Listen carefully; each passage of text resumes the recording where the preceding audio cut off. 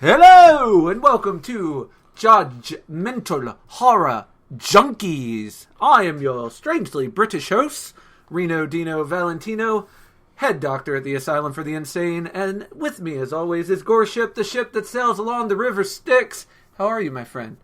I am good. I am not nearly as animated today as you. It's a little regrettable, but this is my second podcast I've recorded today, and a little lesson for you. My other podcast partner brought me a coffee, and now I'm all crazy. Oh, that's what separates us. That's what separates us. My podcast co-host didn't bring me any coffee.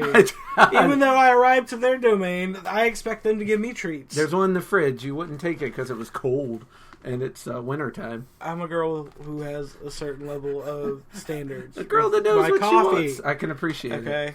I can appreciate it. Not that cheap Cafe Delights shit that I have in my fridge. Starbies, bruh. Okay. Anyways. Yeah. So today's episode is a awesome dive into an old school classic genre. Yes. We watched Sweetheart, which was my pick for the month.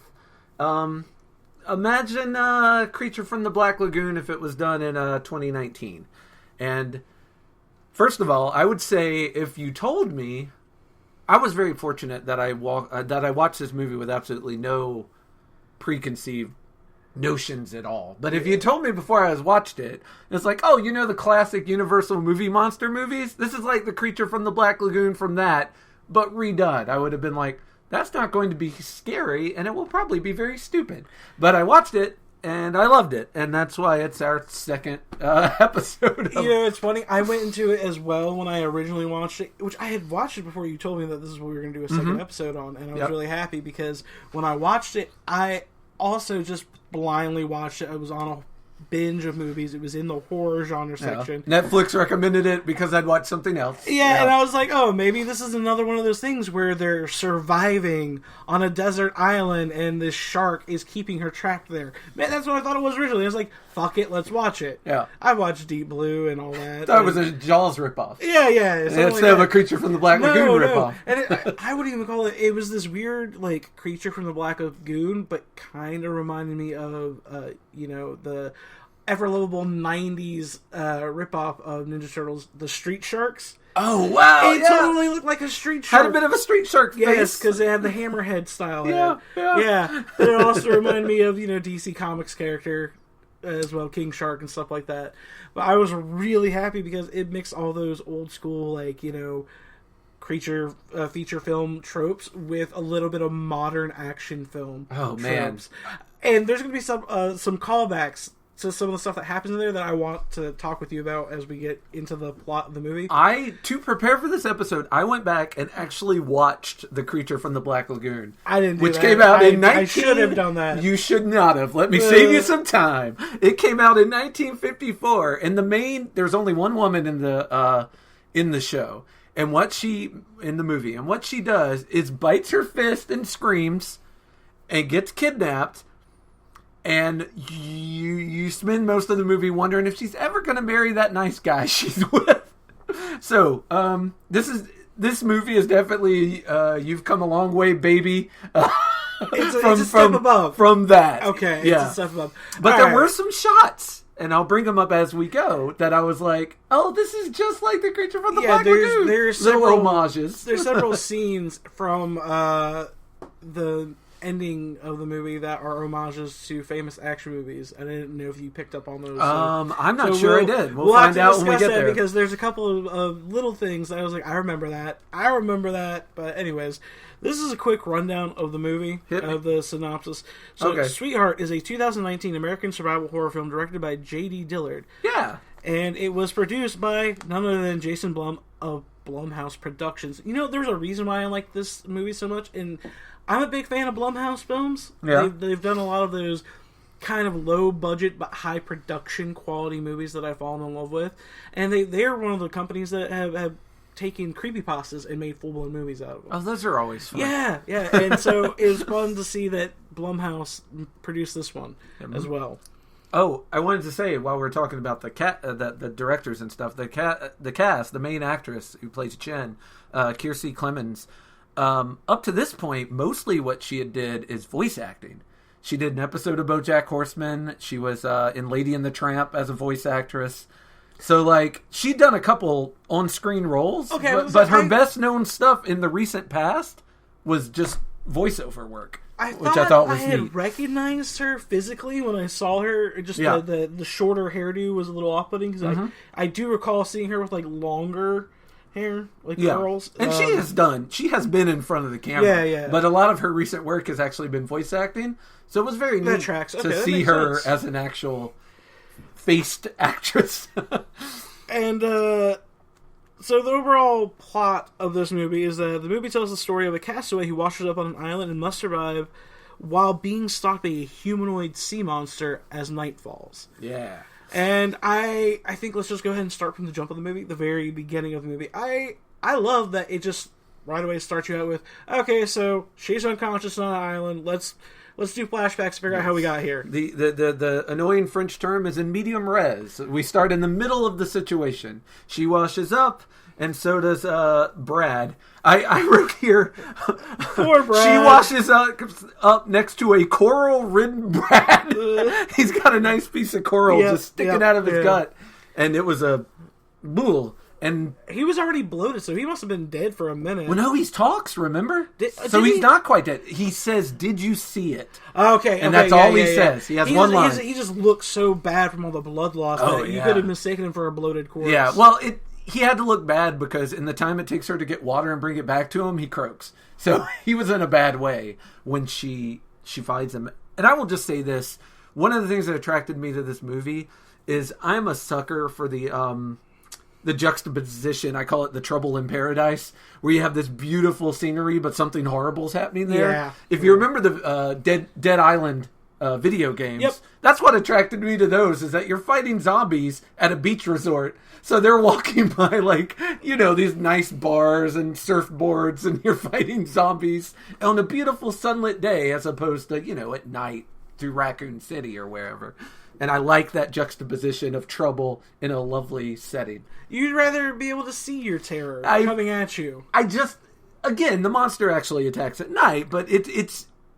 I love that behind the facade of safety and beauty is horror and tragedy just waiting through to the daytime is how stab she you in the face. Pieces everything together to try and make an understanding of what's going on with this sea monster. Yeah. And so she wakes up, washed up on the shore next to her friend Brad. Brad is bleeding profusely, has a piece of coral stuck out of him. Yeah. He is kind of out of it with so much blood loss, and just like, did you see it? And she's not making really much sense of it, and he passes away just from blood loss. He just dies there. And she also calls for Lucas, who we will find out about later. But she's like, Lucas! She's calling for the people that she is in a friend group with.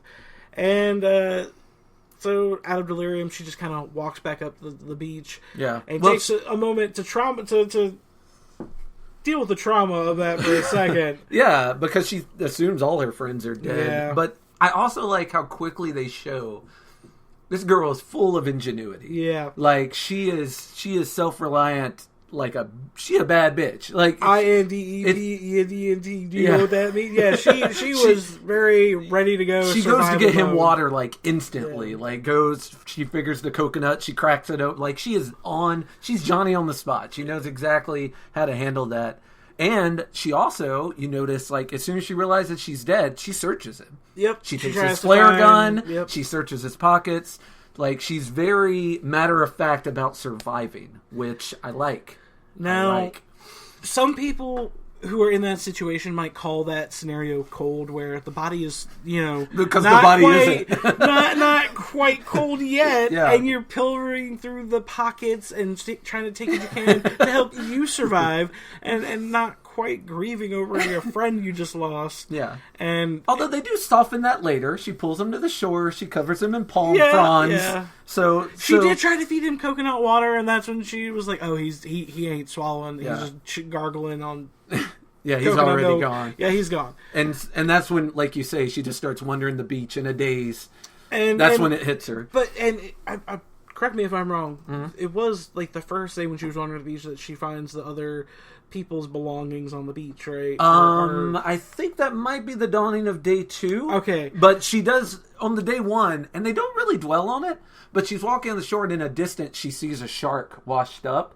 And she doesn't get close. Yeah. It doesn't get close to it, but even at a distance you can tell it looks like that shark's seen some shit. It's been chomped on a little bit, it's been cut, and then Yeah. And this, I love this, and I'll ask if you notice this.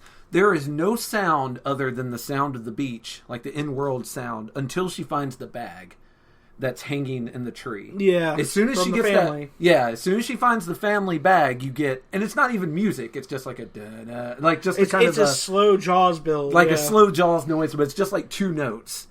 And so we as the audience are like, are we supposed to be scared of this bag? And so she goes and she finds the bag. She finds like the journal in it that's got some rained on or water soaked writing, so it's a little hard to read. It's also got little pieces of food and like a matches, a book of scary stories, a camera, a Game Boy. Yeah, and there's also she found in the cooler like some soda to drink. Yeah, some Cokes. Some food. Yeah, so she had that. Yeah, and she's looking, and I think at this point decides, all right, maybe I should bring Brad back up and start burying his body. Mm-hmm. So she buries his body and builds herself a little shitty like hut for a lean-to. Yeah. So we also have the log jump scare where she hears noises from the log and like a bird flies out. Yeah, it's just a little island bird. Which at first seemed like a cheap jump scare, but that log is going to play a big role later. So introducing it earlier, it's kind of it's a foreshadowing. It's the what's the gun? The Chekhov's gun. You introduce it in Act 1 so you can fire it in Act 3. Like, we're introducing the log now because it's going to mean something later. Yeah. But you might as well get a scare out of it. True. Yeah. And so night 1. Yeah. Rainy. Yeah, it's just raining, and she's cold and she's miserable. She fights through it. She hears weird shit throughout the night. Although she did, and I like that again, how resourceful she is. She put out things to catch rainwater. Yep. Because she knew she was going to have to filter. She need some water. Yep. Smart girl. She's also smart enough to make sure that she had enough like reserved stuff for a fire.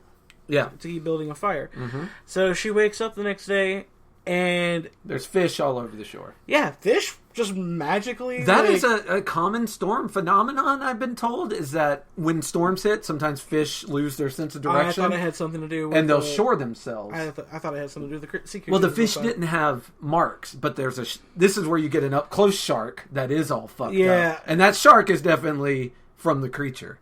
Like, but the fish, there were just fish all along the shore. But my main point was going to be what she discovers right after she discovers all the mutilated shark and the washed up fish. She sees the blood trail from Brad's fucking where he was buried. Yeah, leading down to the water, and she's like, "What the fuck?" And she goes and she notices that the body's been dug out. Yeah. And there's like before this, I guess that gave her the idea to bury Brad is she finds the gravesites. of the family. Yeah, that's what I was saying. When she gets the backpack, she finds like there's a gravesite with stones over the top of it. But you notice all the stones had like a heart somebody on the rocks. Mm-hmm. Yeah, so it was like a lover's island or something. Yeah, well, I think there were lovers, and then there was a family too, because I think there was a kid in the pictures that she goes through later. But yeah, like, I like when she finds the shark, because your immediate response is like, wait, sharks must be king of the ocean. Who can fuck up a shark? Who whooped that shark's ass? Right. Because they did really well with like the claw marks through the shark. Like, you see it and you're immediately like it looks like a bear fucking mauled it. Yeah. Where are you going to find a bear on this island? Wolverine got into a fight with a shark. Yeah, it's very big claw mark. Beautiful claw marking. And then there's a lot of fun scenes with her, like, figuring out how to prepare fish. She's like, hitting it with a rock and kind of trying not to throw up. Yeah, because like the guts are coming out and stuff, and then she finally is like, I think that'll do, and she roasts it over the fire, and she like slowly, she's like, like she's not happy with how she's eating her own food, but she's slowly figuring out how to try and survive. Yeah, but an interesting thing is because of the way the body was carried off, she spends that night like up in the fire with the spear. But she's facing away from the water because she thinks whatever it is, it came out of the underbrush. So the whole time, like us as the audience are like, turn around! You're looking the wrong way. It's out of focus when it first shows up, and it's the reveal with the flare. We're getting there, but yeah, we're getting there. On day 3, actually, is when. Well, no. The next that was it that night. The next night. No, I was saying, was it that night that she had the spear and she was watching it? It was the night after Brad's body. Okay, yeah. The night after the day where his body gets screwed on up. day 3, her luggage shows up. Yes. Yeah. Finally. Her luggage magically washes up, which, I gotta say, these luggage containers, they were pretty good sealed. They didn't really have any moisture damage. I like that she sees them out there. And she swims out to get them, and that's when we're introduced to the hell pit. Yes. Or whatever it is. It's got to be its cave. You see that big hole in this ocean floor, and it looks like something that you would see out of a typical monster film with, like, the Kraken or a giant squid monster. Yeah. You see this in any type of horror movie, a water horror movie nonetheless, and you think, don't go near that hole. That's where the monster lives. Right. She just acknowledges it because she can see it clearly below her. Yeah. And it's also where the luggage was. She had to go out there to get. And you know what helps even luggage. more to like really better exaggerate it for the audience? She can see it because of how clear the water is below her. Oh, the water's so pretty. We can. This was filmed in Fiji, and it made me want to go to Fiji really bad. The water was beautiful. She could see everything. Yeah, you see everything below you, and you're like, oh my god, what is that? But we as the audience, we get treated to an even more exaggerated shot of it because it pans above her and shows what the water looks like with the hole. So for those who didn't see the movie, first of all, shame on you. Stop this right now and go watch it. But it's like a black circle, almost a perfect diameter circle, with like kind of sand swirling around the edges. So it's not, but it looks like the circle is spinning, like a tornado sort of. And it does not look natural. It doesn't look like a cave entrance natural. It looks more like a portal to hell. Yeah. It's very... whoever did the special effects on this hole, like... Kudos to them. Kudos to them, because it does have a magical property to it. It really gave me a Lovecraftian feel that this thing was not from our world. Like, it was from a hole that leads as well as the creature design. The elder gods. Yeah, the creature design definitely gave a elder god Dagon kind of vibe to it. Especially if you think about the H.P. Lovecraft like illustration depictions of what Dagon looked like. It kind of looks similar to what this was. Yeah. So that was another part of the thing that when we do finally have the monster revealed the next day. Well, no, it's that night. It's this night. Yeah, because when she gets her luggage, she's looking through it, and she pulls out that flower dress, and she mutters under her breath, Jesus. Yeah. And then later she's wearing it. But, like, again... It's clean clothes. It's hard to do character development when there's only one character. Like, with Castaway, they had to make the volleyball into someone to talk to. Yeah. So, kudos to this film for doing these little things that let you know who this character is without there being anyone else around. So having her just mumble Jesus as she's going through the luggage, like... It's funny that you mentioned that, because later shit. On in the film, that comes into question. You think you get to know this character, but then when other information revealed by outer sources, oh, who is this Wait girl? a minute, the girl that I thought that I was watching at the beginning of this movie that was repulsed by the sundress is kind of a 180 personality than what I thought she was, just from that little depiction. Yeah. So it's funny that you mentioned that. It'll be neat when we get there, because you're right. She's not all she appears to be. She has a fresh change of clothes. Yeah, which she's super psyched about, even though she hates the look. Yeah, and we get a little flashback to them on the boat, basically. Did we? Was that... No, that's the next day. Sorry, I'm jumping. I don't remember. There's only one flashback. There's one flashback to the boat sinking. All right. Yeah.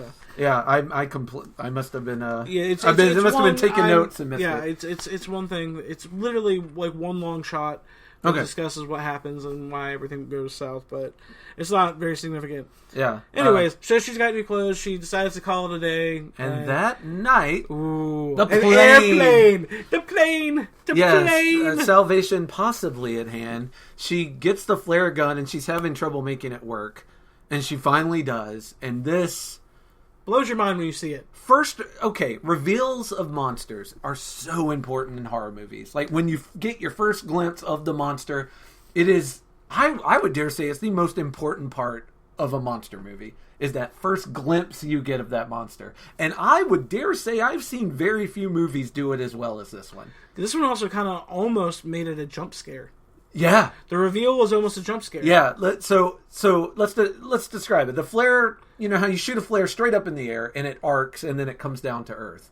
When it comes down in the water, there's something in front of it. So it backlights it and you see a shadow of a humanoid creature. And that makes it even more scary because you don't see the actual physical full reveal. You just see the silhouette of this monstrosity moving towards shore. Yeah. And it's just like nonchalantly walking, like it wasn't going to stop regardless if it knew that she had seen it. Yeah. And so just the idea that she's already crying because she's frustrated from not being able to shoot this stupid fucking flare gun. And she's like, please don't let me miss the plane. I need them to see me. I want to go home. Yeah.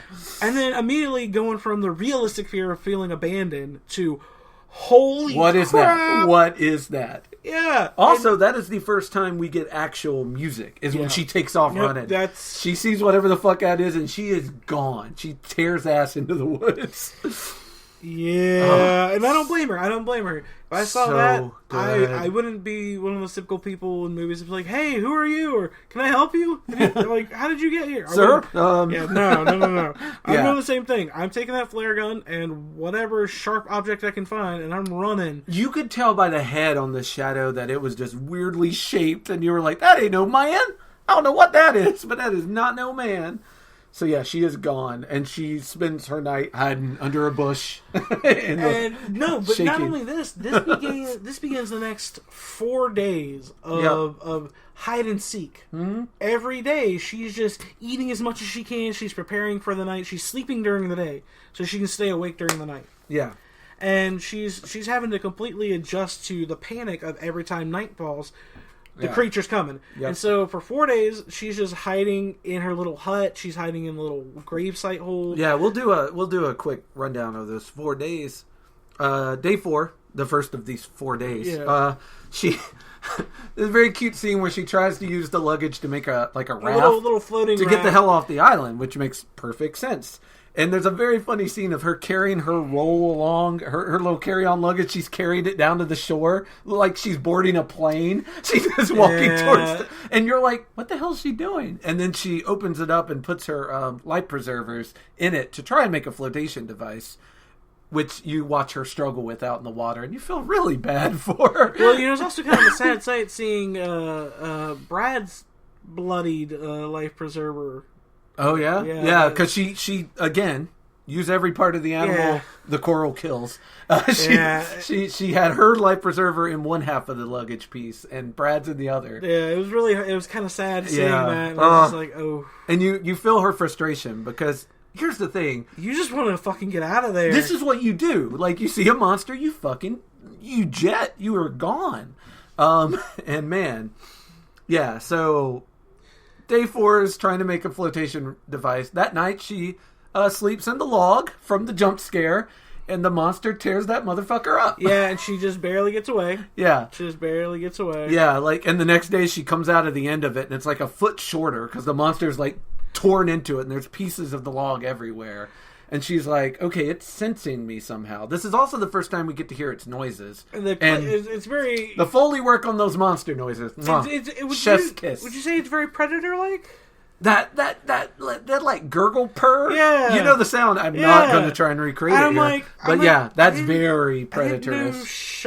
Sharkoid humanoid creatures made echo clicking. Well, it's cool too that you never really get a clear understanding how of it senses. Does it see things? Does it echolocate like a bat? I thought it was scent. Does it hear? Does it scent? You get a shark can smell blood in the water from what was it, 5 miles away? Yeah.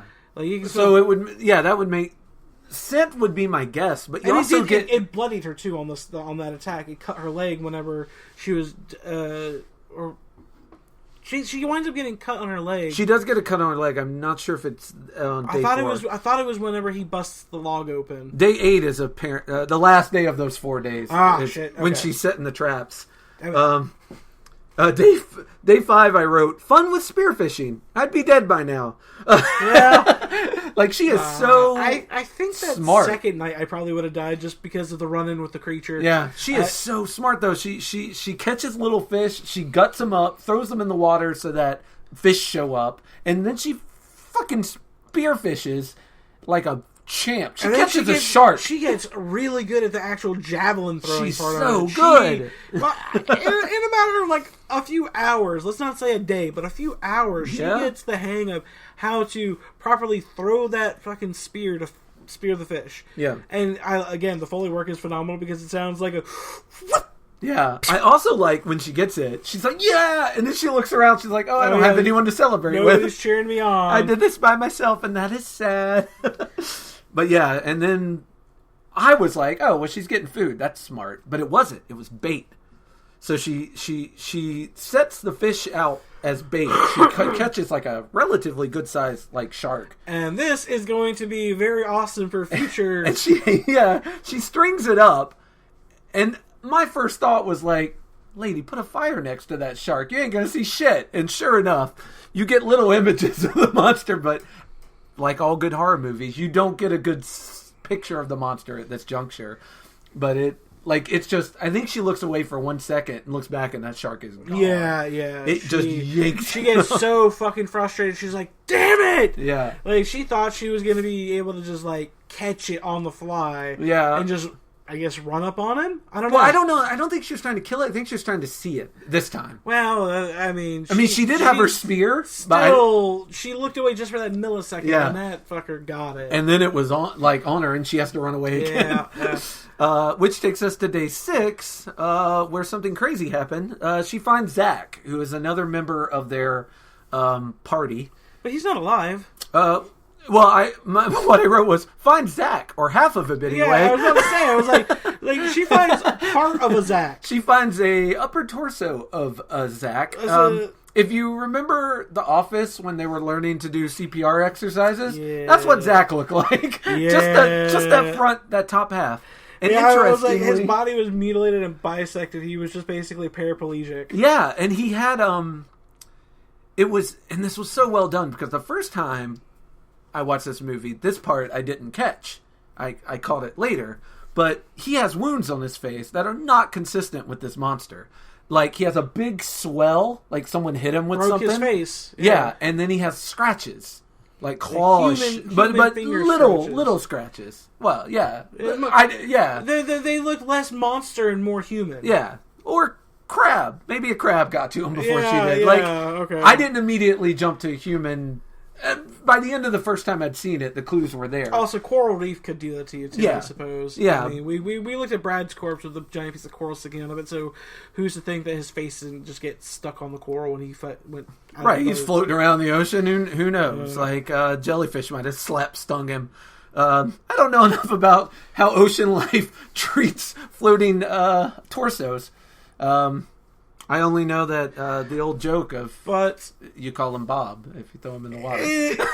Moving on from the morbid joke there. Yes, sure. The trick that she tried to do with the shark. She tried to get with Zach. She is recreating with Zach. Wow. And she did a better job because she took his guts out. Yeah. She took his remaining innards out and spread them around like she did with the fish to bait in the shark. Yep. And now she's doing the same thing with Zach's actual body to try and get the shark. And this time you get a final proper look when she fucking sees the guy taking takes the thing taking Zach's body. Yeah. You also, if you didn't think she was a girl doing anything to survive before, you certainly think it now. Although later you find out she didn't know Zach's last name, so it's not like they were best friends or anything. She just recognized him from being on the boat together. Yeah, but she sure didn't string him up without a thought. She was like, I'm going to make bait. And once again, I was like, this girl awesome. She gets it. Yeah, I mean, like I need her. If I was playing the Survivor game, she would be. I want her on my team. Yeah, this is the kind of survive or die scenario that they literally mean. Like she gets it. She's taking advantage of it, and you can make whatever type of moral qualm you want about it. Yeah, but do that when you get off the island. Yeah, make penitence with whatever deity you believe in after you finish surviving this hell monster. Yeah, and then we get a really sad thing because while the monster is enjoying himself, another plane flies by, and so she's got to make the choice. Do I give myself away? Because the monster finishes and disappears, and she's like, can I fire the flare gun? And right when she's getting ready to pull the trigger, it steps like right next to her. And I'm like, oh, if you'd pulled that trigger, little girl, that would have been the end of you. Yeah. Like because you're made to believe that you think it went back in the water. Yeah. Like, you never actually see the water ripple and it go back under. You just see the waves naturally crashing. So you have that like, is she going to fire this gun? Is this going to happen? Is the plane going to go? She's laying in that little sand pit. She dug it on, like, there was a fallen palm tree, and she dug a pit on the other side of it, so she can peek over it like a World War II bunker. Yeah. Which is what you need for this monster. You need protection, yo. And and she watches it eat, and then it leaves. Then the plane comes, and then it had not left, and she came. Can't see my fingers, folks, but they're very close to each other. She was this close to getting mauled when she fired off that flare. So she didn't fire off the flare, and she still has 2 flares if you're keeping count. They'll come into play later. She spends another night running, and day 7 dawns. Yep. And this one, she decides that she's going to move to high ground. She makes a sky hammock. Yeah. Did I mention I'd be dead? I actually wrote that again. Yeah. Every time she shows ingenuity that I would never have thought of, I'm like, yep, I would be a corpse. The only thing I thought of that I feel like she didn't was, go to the other side of the island, lady. Like, I do know one thing that it's a small island. I have no idea how big the island is. But I feel like every time she's pushing the water out on the side with the hole, I'm like, take the boat around to the other side of the island and push off from there. I thought about that when I was rewatching. I was like, wait a minute, how small is this island? Can she go to the other side? Can she just walk through? Yeah. I mean, there was one thing that I did learn in my 2 weeks of Boy Scouts, and that was, if you're stranded in the wilderness, look for higher ground. Mm-hmm. And she sure did. She couldn't find higher ground, so she made higher ground. Sooner? Maybe by day 2 when she acknowledged that there was a creature? Yeah. Although, irony of ironies, we're giving her all the kudos for making this sky hammock. It does not help. The monster knocks her ass. This? Yeah. He goes pokes poking. it, slaps it, and then there's... did he slap her ass? Because was that her ass that was hanging down? That he just... I assumed it was her posterior, but I don't think he was doing it as a... I don't think he was being a neckbeard about it. I think he was just trying to eat. But he slaps her out of the hammock, and I love this chase scene on the shore because she's running down the shore and the monster's doing some dolphin shit in the water next to her. And it's so cool because when it's chasing it on land, it can't catch her. Nope. So it veers to the right into the water and gets ahead of her because it's so fast in the water. And this is the cool part because it shows how fucking superhuman, supernatural this creature is. It literally just looks at her and then runs down the beach. You're like, oh, it's just going to go run away. Yeah. And she kind of slows down a little bit and then she notices, oh, God!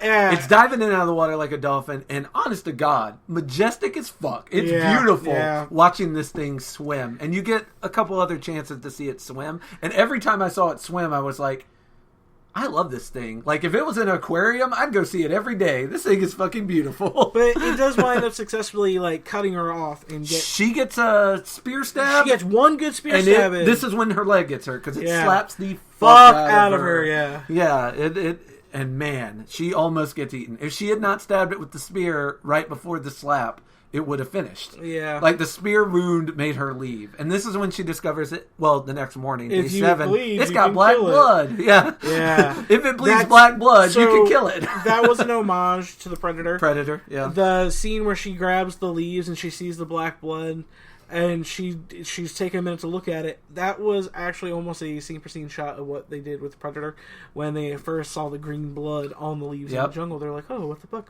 We heard it. Huh. So it does bleed. If it bleeds, we can kill it. Yeah, and so... Yeah, and day 8 is very eventful. Yeah. I would say this is probably the almost near coup de grace. And this is when I asked... This is the act before coup de grace. How big is this island? Maybe you should sleep on the other side. Or at least, swim over there. And then I wrote, finds raft with friends? ? Yeah, no, we Lucas and learned. Mia are in this raft. It's very, very sus that these two people are the only ones that managed to be in the life raft. Yeah, well, turns out maybe that's not the case. You don't get any clear answer, but they do. They give you a lot of hints that Lucas and Mia were up to no good. We'll get there.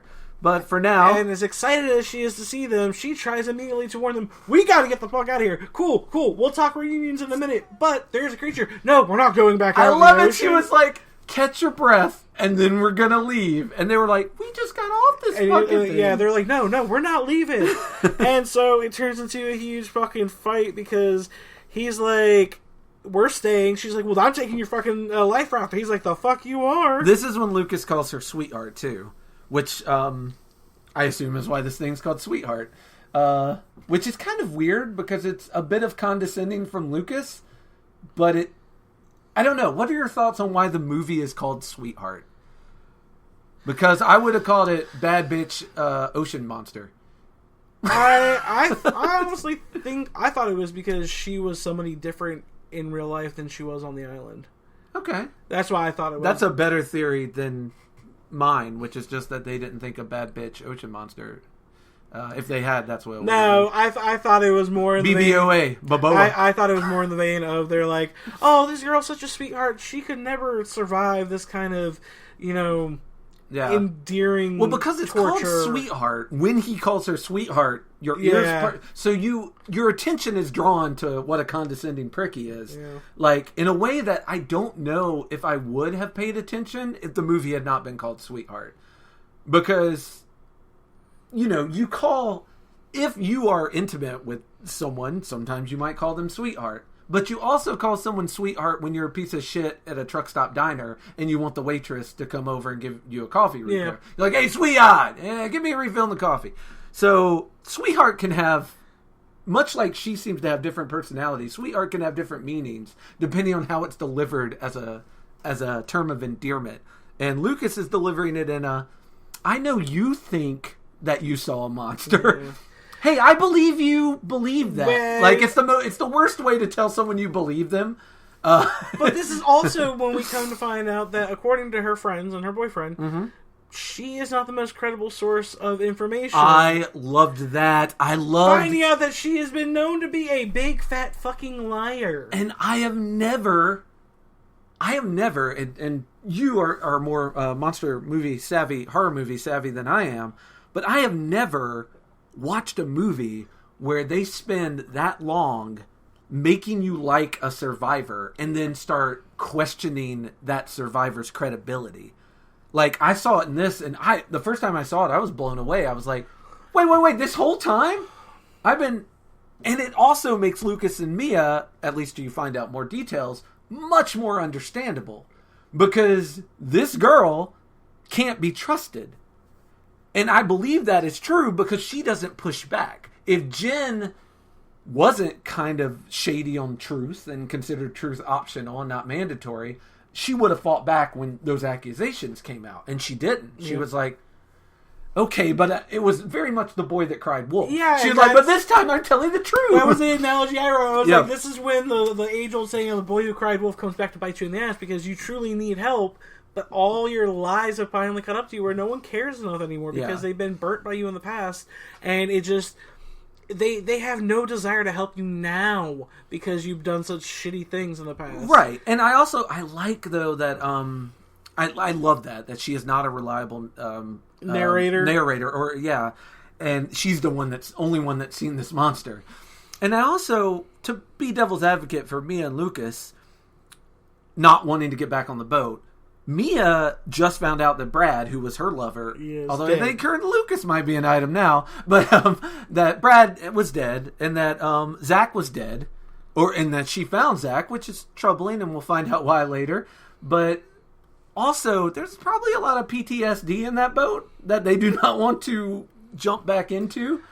And they have not been on land for at least 5 or 6 days. So touching on land, they probably didn't want to leave. And so I understand. The fight between Mia and Lucas versus Jen is 100% believable. Like, very good character development. Now, at what point during their struggle does Jen discover Lucas's pocket knife?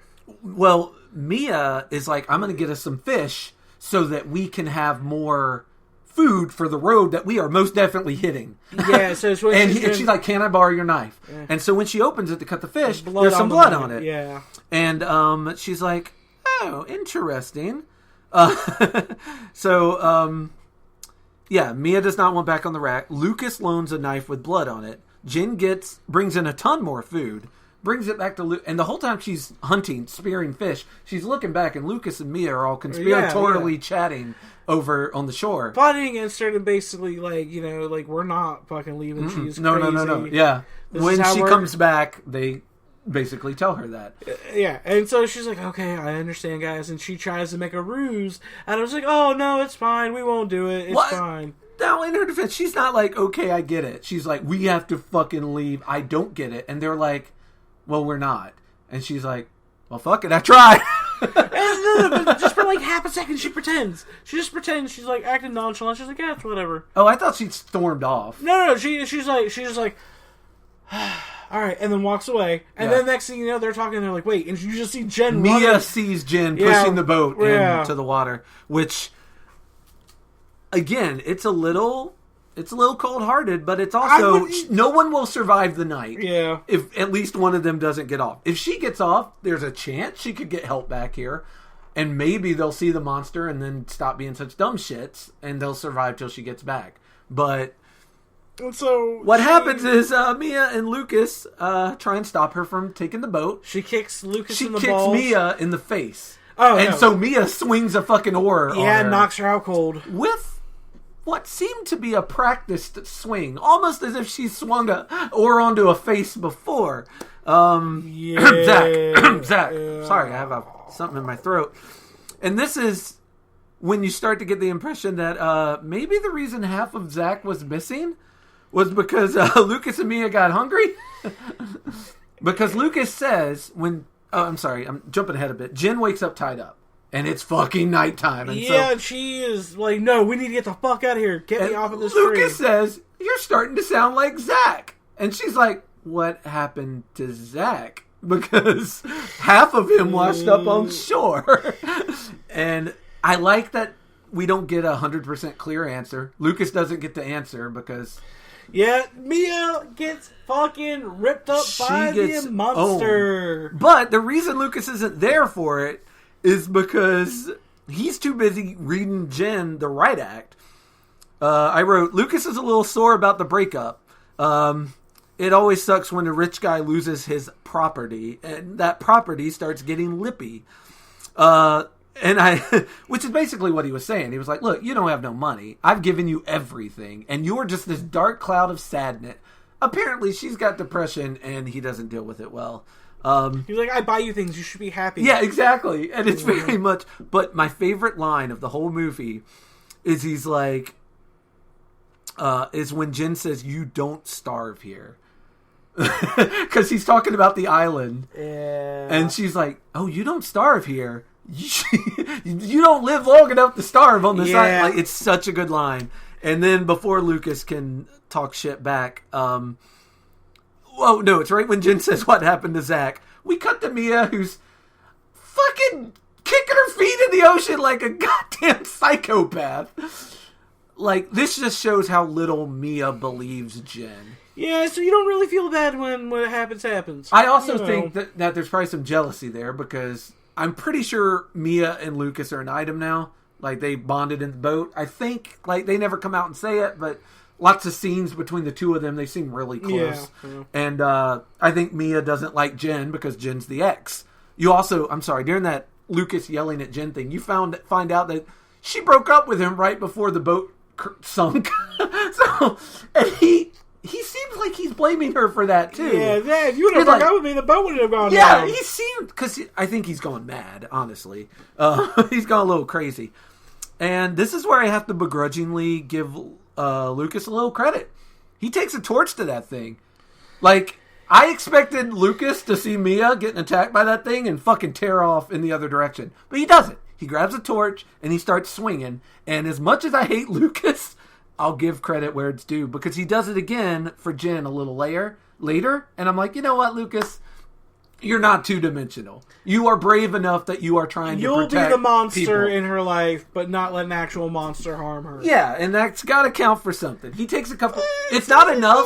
Does it, though? Absolutely. Putting your life at risk for somebody? Just so you can be the asshole in their life instead of a monster? I mean,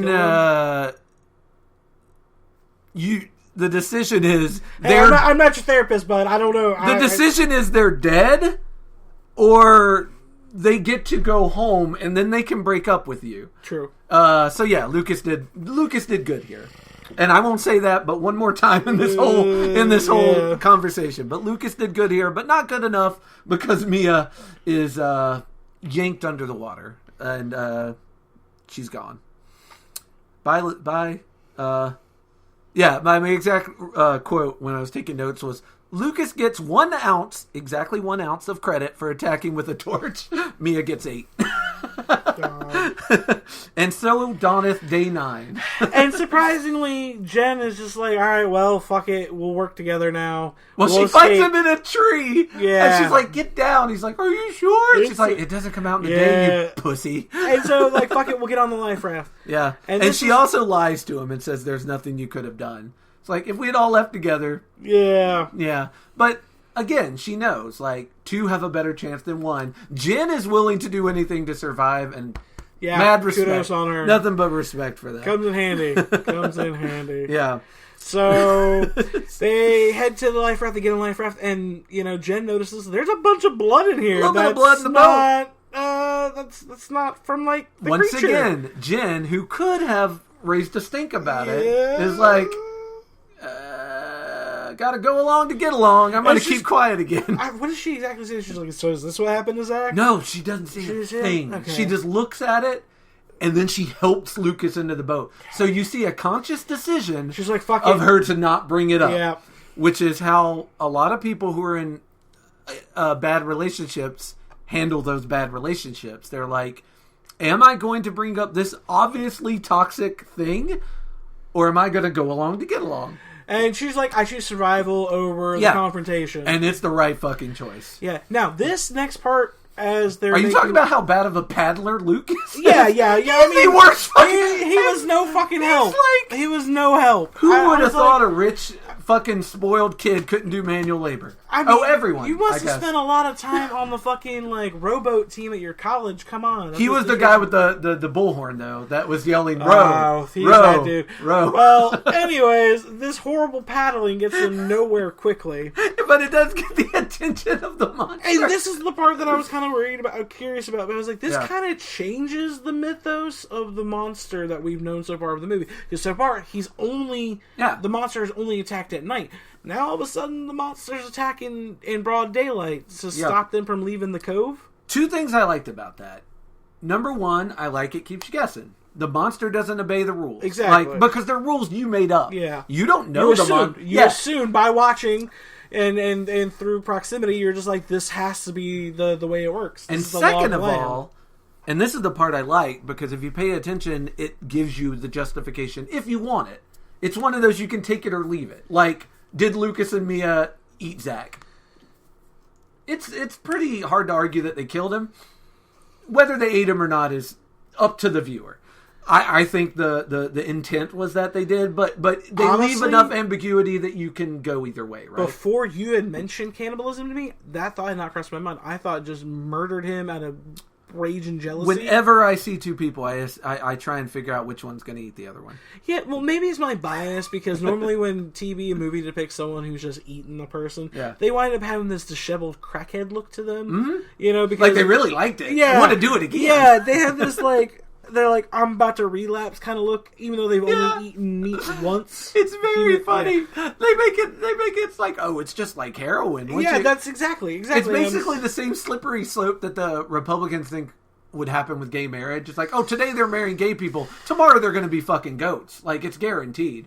Like, I think directors and writers in Hollywood think that cannibalism is like the gay slippery slope that Republicans believe in. It's like, oh yeah, today he's just nibbling on a little finger to survive in the snow. Tomorrow he's just going to be eating people in his basement back in L.A. It was just funny, though, because that's how I picture what someone who looked like, who had just eaten someone would look like. Yeah. But obviously...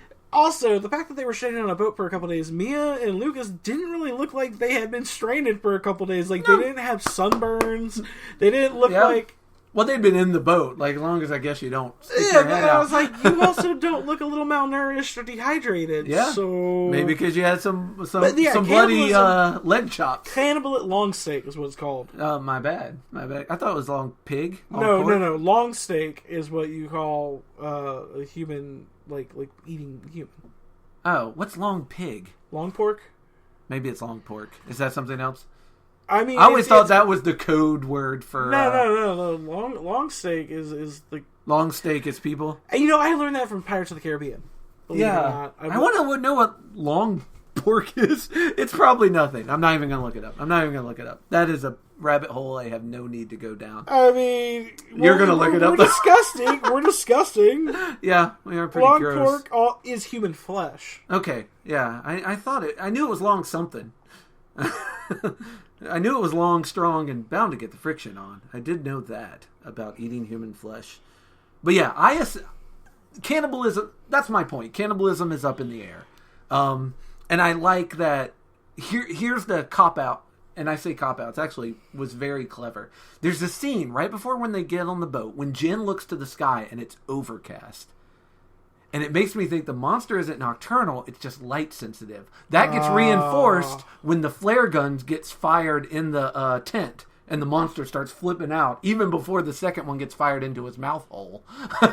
The monster is flipping out from the first one, and I'm like, oh, maybe he's just light sensitive, and because it's an overcast day, it was able to get out. So you have that out if you want it, or you can just believe she was wrong. She was completely wrong, and she made an assumption. Because there are plenty of monsters in nature that animals in nature that operate both on day and night cycles. So... Humans, for instance. While we're looking about the overcast. Yeah, sure.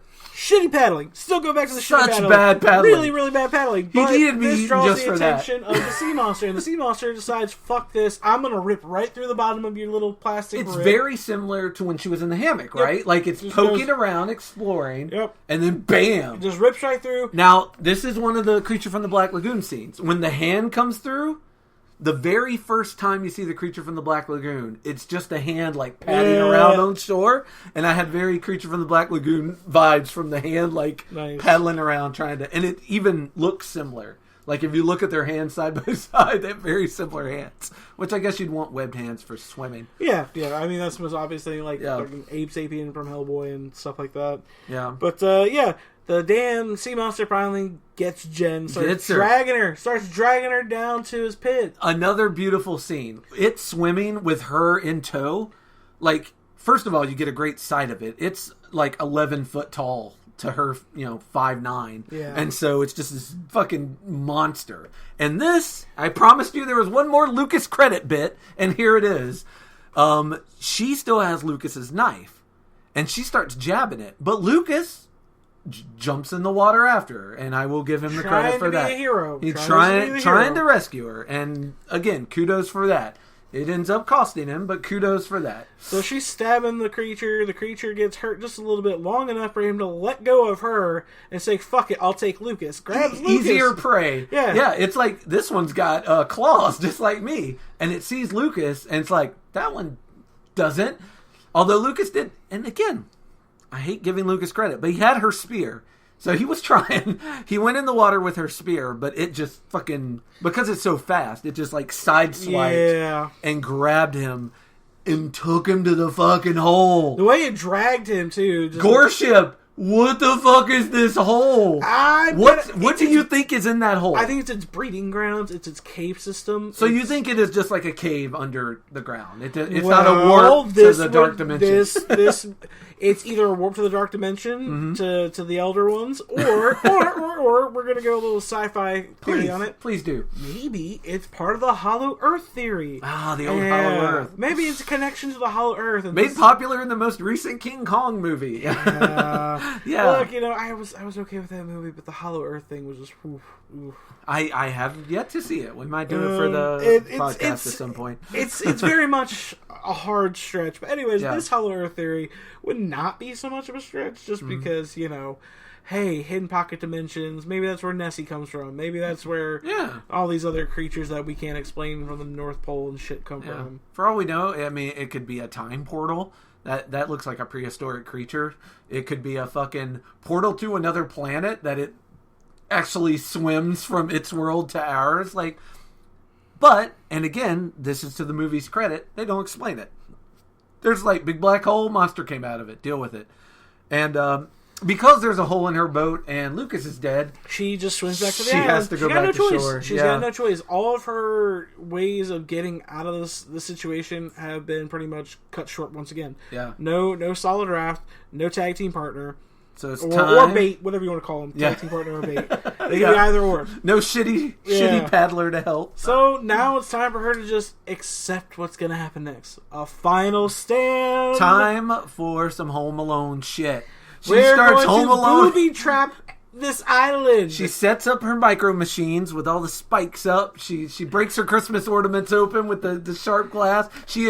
She really does Home Alone this motherfucker. She's working with what she's able to. She even goes so far.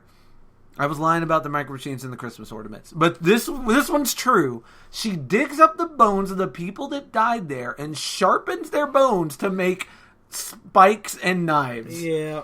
And she ends up making a fucking I wrote Welcome to Thunderdome. She makes a fucking spike circle with grass so that she can light it on fire and literally make a fucking coliseum for the final fight that the monster can't get out of. Because she has come to the same conclusion that I have, that it's light sensitive and fire sensitive. So because while in the boat, they fired a flare gun right into its mouth and it... As you would expect, it flipped the fuck out. It's like Pokemon, you know? A fucking water type is going to take a lot more damage from a fire type. It's really just Pokemon. It's just Pokemon. This movie ripped off Pokemon, let's be honest. I mean... She is just Ash Ketchum. Yeah, and actually, she's Misty, because she's all water type. She's making do without her Pokemon. Yeah. I think she even might have suspenders one day. She does have the jean shorts, so definitely Misty. You remember the log from the beginning of the movie? Yeah. Did you think we were done with the log? No. We were not done with the log. The log makes a comeback. The log comeback. The log cometh. Honestly, more useful than any other person that was on this island with her. So this whole fire sensitivity thing and entrapping it and having a very gladiator showdown with it. Yeah. Especially the way that she dresses at the end, and she's ready to go with a bone spear, and war. She's got war paint on. Ooh, quick! It was the fucking Predator. It was so good. This movie had several nods to Predator, and when they brought the log up, I was like, "That's 1000% the Predator." Yeah, I will say this too: whoever was in the monster suit, great job. Just because as it's walking through the forest that night, it's wounded, and it walks like it's wounded. You can tell. Even before it gets to the clearing, because she stabbed it once with the spear earlier. It ate a fucking flare gun in the mouth. And she stabbed it 8 times with the knife, really in fast succession. So as it's walking through the forest, it's wounded. And this also goes back to Creature from the Black Lagoon and the way the actor who was in that costume, whose name I forget, walked once he got wounded. It was very well done. Whoever was doing that work inside that costume, he had the right gait for a monster that's been stabbed but still hunting.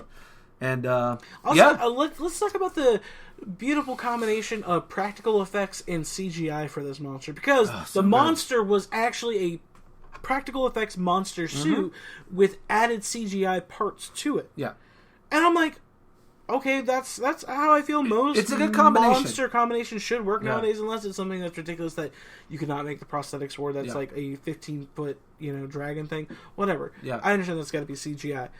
But this sea creature monster, the way that they had an actual full body prosthetic suit with really intricate, detailed skin.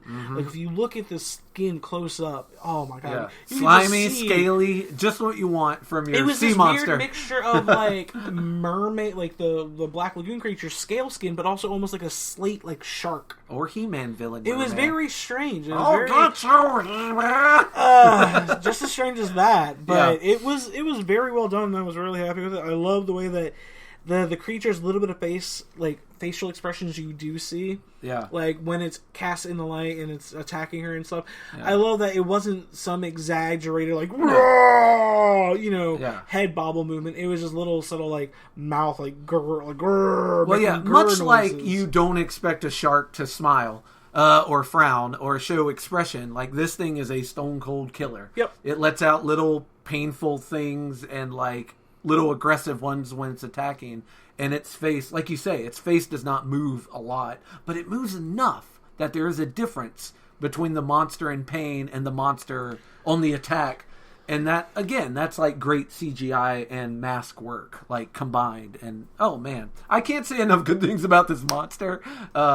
One of my favorite monsters I've seen in a long while. And so she welcome to Thunderdome is in the Thunderdome with the shark creature guy, and she decides let's just go let's duke it out. Yeah, and so she's doing some run work, like run, stab, and run away. Run and stab. She's jumping in and out of flames because she knows that the shark can't. Yeah, and she's like, I'll get a little bit of burn just so I can get these fucking stabs in. But also at a certain point, the creature starts wising up to her attack pattern and just starts fucking her up. Swats her into a tree. Again, dude, this is the second time she ate tree in this movie. Yeah, it was so beautiful. Good. It was beautiful. But also, when she knew that she was on the ropes, she hit the fucking falling log and it crushed the goddamn. And she ran to the beach where she had more spears set up. Yep. Like this was all part of the fucking plan. Powered out of it. Yeah. Powered out of the log and just started hobbling after her. Yeah.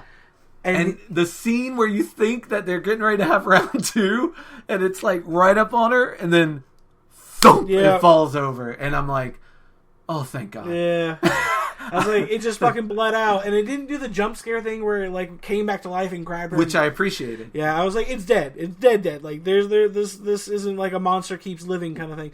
And then even more to double down on, like, yeah, we're not doing a sequel. Yeah. Well, maybe we are, but this is definitely not going to be the same creature in the sequel. Yeah.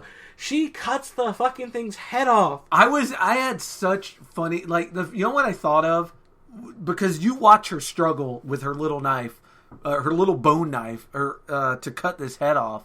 And it made me think of the Witcher games and how easy the Witcher, like, in 3 seconds, he has a head on his horse. Well, he's got steel. This is the amount of work that you actually have to put into beheading something. It's never as easy as they make it look in video games and other movies. Like, Speak for yourself. I like the amount of work. Well, without the French guillotine. God bless the French for coming up with that. But other than that, it's hard to behead a motherfucker. Like, I like the amount of work she was putting in on that.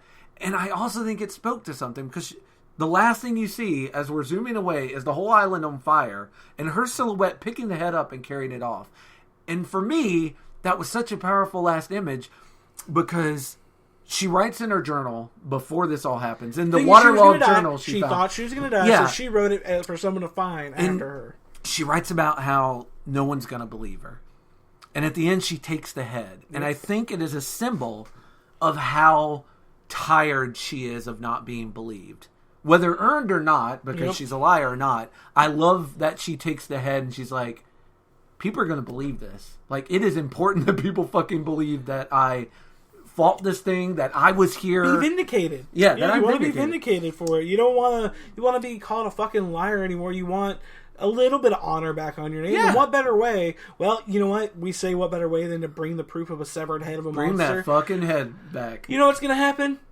Government and cover-ups and people who don't care about her trauma are going to be like, she's a fucking liar. This woman's crazy. She's on medication. She's this and that and that. Yeah. Oh, by the way. They'll go back into her Facebook search history and see all these posts you posted where people wrote liar under it? Yeah. Then she'll just be a clickbait article on TikTok and like a little 10-second blurb where they make fun of her for fucking like claiming she killed a sea creature monster and this is the severed head. But clearly you can tell it's a fake decapitated monster head. That's what's going to wind up happening to her. And I feel bad for her because, man, she earned, if nothing else, she earned the right to be believed on this one. Like, she definitely earned the right to be believed on this one. It's just like the reality is unfortunate. Oh, but yeah, you are 100% accurate. I don't suspect she's going to come out of this. And mind you, after she lit the whole fucking island on fire, she finally got a cruise liner's attention. Yeah. So when you see happy that ending, big quote unquote, boat, see that big boat finally coming down around the harbor. Actually, I'm just going to say happy ending because she got rid of all those toxic influences in her life and cool monster head trophy. Yeah. Take it to a taxidermist and put it over your mantle, lady. You earned it. and never let any potential future husband tell you shit. Be like, you see what happened to that fucking monster? You see the head that's on that fucking mantle? Keep talking to me like that, and that's what you're going to look like. Go do the dishes. Yeah. Like, who are you calling bitch? Yeah. The last person that called me a bitch was that creature. And then he's like, you lying again. You've told me this story. He didn't talk in it. She's like, go do the dishes. He's like, it's a metaphor. Yeah, it's a metaphor. He metaphorically called me a bitch by slapping me into a tree like 3 times. And so I killed him for it. And that's what's going to happen to you if you keep calling me a bitch. Yeah. No, but this movie was really fun. I love the little like nods to the original creature feature genre. Yeah, and I did not notice all the Predator nods. I'm glad you did. I'm glad you picked up on very those. Subtle. I love the Predator franchise, so when they did those little things, I was like, it's not exactly one for one, but it's a nice little close enough. homage. You know. Yeah, you know what's up. Especially the log dropping on him the way that it did. Yeah, I was like, that's exactly what Dutch did to Predator. Yeah. In the first Predator. So yeah, it was a fun watch. Which I think the only thing that could have improved this was have Jesse the Body Ventura in it. But other than that, perfect movie. I really what enjoyed if it. Jesse the Body Ventura was the sea captain of the boat who just shows up on the island? Like, I came to rescue you, and then he brings. And I don't want to hear anything about Hulk Hogan. I'm no Johnny Come Lately. He just has one last fight with a creature, and he's holding a spear, and it's the girl. Maybe he's dressed like Power Man from The Running Man. He's got like the weird silver armor. Nah, Jen's looking at him like, you're bleeding. He's like, spits his dip out again. I ain't got time to bleed. She's like, but you're bleeding right now. It's literally happening. Yeah, and then he just kills over there. Yeah, and just gets decapitated in one swipe by the fucking shark monster. Like, that's right. Jen, even tougher than Jesse the Body. Ooh, who would have thought? If you can believe it. All right, well, this has been great. So I guess the only question that remains is, Gorship, what's on deck for next month? What is our Christmas movie? What's our December feature? This is our turkey feature. What's our December feature? I was thinking that for our December episode, we could do something a little bit newer, more newer recent. than 2019. All we've done is new shit. We did the Hellraiser and then this. Oh, I mean, like something that just came out like in the month of November. All right, I'm here for it. There is a movie that I enjoyed watching that I think that you would probably appreciate. It's called Deadstream. Okay. It is a very found footage-esque style shtick and spiel comedy in the vein of Army of Darkness, Evil Dead. Yeah. If you've ever seen Spree or Host or I've seen Host. Like that, yeah. Those like live cam style ones. Yeah. So this guy is. We cannot do a horror podcast and not do a live stream type movie. I thought it was appropriate. Let's go ahead and knock it out. It was appropriate because I really enjoyed it, and it was really cheesy B-side. Yeah. And it's not a super because then we're gonna watch some dark ones. So yeah. Let's have a little bit of a lighthearted start right here. Yeah. Well, the last two we've watched have not been lighthearted. So yeah. Let's get something lighthearted. Yeah. Honestly, if you didn't, I was going to do something lighthearted the following month. So yeah, because we'll knock out lighthearted and found footage in one. And also the one that I wanted to do for this next episode hasn't come out yet, so I can't say to watch it yet. I feel like you're going to keep us in the present, and I'm going to be the one that keeps going back to like the 80s. That's totally fine. Which I haven't done yet, but that's the beautiful mix and match. I dare say my next movie will be from that genre. Maybe might get us an 80s horror movie flick. My next one after this, because it'll finally be out, will be a very awesome Anya Taylor-Joy movie that you're going to love to watch. All right. And it's a horror movie. I'm here for it. And I know that's my girl, that's your girl, so we're going to have a good time watching that fucking film. Yeah. And it's got a great cast of actors, and I'm just, I'm excited. But yes, Deadstream. You can watch where's it available? Shudder. All right, yeah, also on we're Shudder. gonna get a lot of use out of Shudder because it's a horror podcast. People get with it. I mean, I've been happy paying $5 for Shudder. I'm getting to watch all these movies, like a shit ton of old and new ones. They have so many original Shudder ones that I know they're not really original, but they were turned down by bigger studios, and Shudder's Right. like, we'll take it. Yeah, It's fine. I've been Sci-Fi really Network used to do that, like with sci-fi series. That's and what movies. Netflix's success came from, because they did that with Stranger Things, and now Shudder's doing the same model but for horror movies, because there's so many horror movies that weren't getting picked up by Hollywood and by TV networks. Well, then, by God, yeah, Shudder's doing the right thing. Yeah, absolutely. And Blumhouse is smart to catch on to it, because Blumhouse has a partnership with Shudder. Oh, well, so yeah. Then by God, let's do that next month. Deadstream, yeah, Deadstream. And until then, thank you so much for listening. And this is Gorship and Reno Dino Valentino signing off. You can also catch my stupidity on Twitch streams on Sunday nights, 9 o'clock EST, and my other two podcasts, Comic Dissection and Top 3 Anything. There'll be links to that in the show notes. And I don't know, Gorship, you got anything you want to plug while we're here at the end of days? Yeah, just you can find me on Instagram at Gorship, and on Twitter at Gorship52. Make sure you want him, though, because if you find him, he will be there. Follow my shit posting of love of horror movies and pro wrestling, and my journey in pro wrestling, and all podcast related information that I post there. Deal with it! Until next time. This has been Judgmental Horror Junkies!